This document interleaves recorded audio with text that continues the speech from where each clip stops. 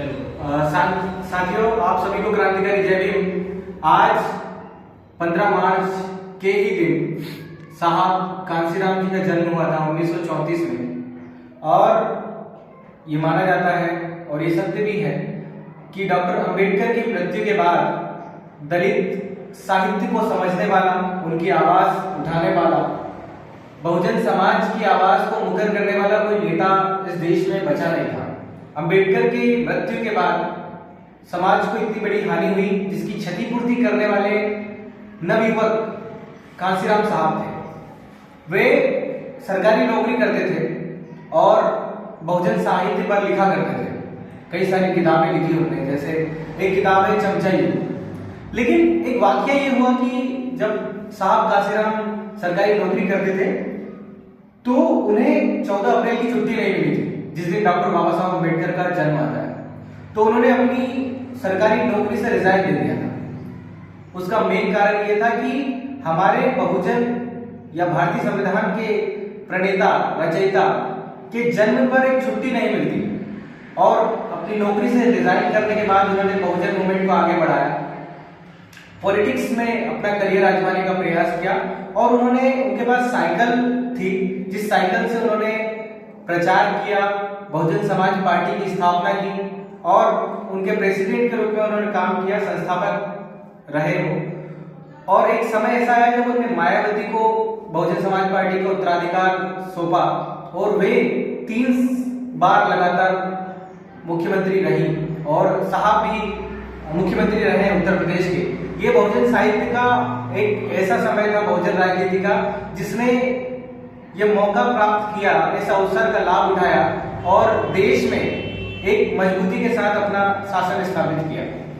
उन्होंने जो किताब लिखी 1982 में चमचा युग, जिसमें उन्होंने दलित समाज के उन नेताओं पर कुठाराघात किया है, उन पर बोला है कि हमारे समाज के जो नेता होते हैं वो भाजपा और कांग्रेस में जाकर चापलूसी का काम करते हैं, अपने लोगों की आवाज नहीं उठाते। इसीलिए उन्होंने बहुजन समाज पार्टी की स्थापना की।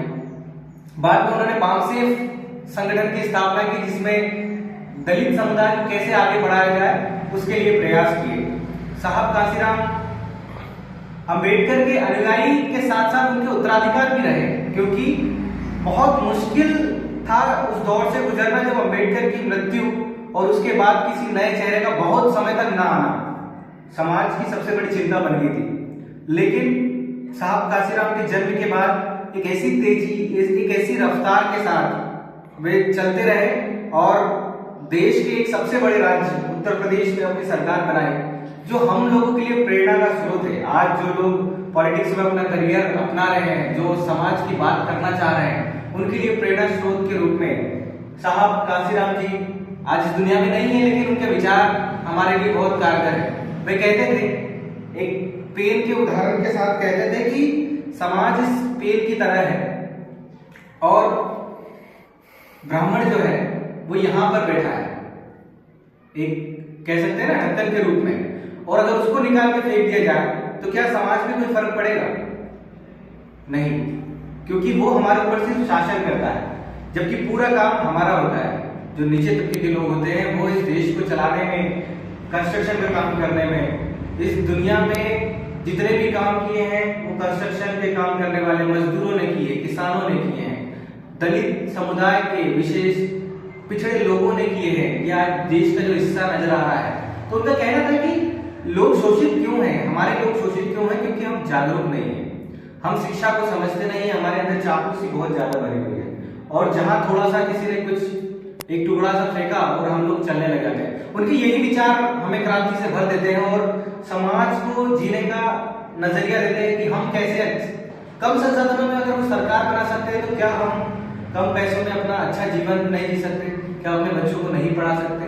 तो इन्हीं सब चीजों के लिए साहब कांशीराम हमारे लिए सम्मानीय है और उनका योगदान दलित और बहुजन समाज के लिए अद्वितीय है।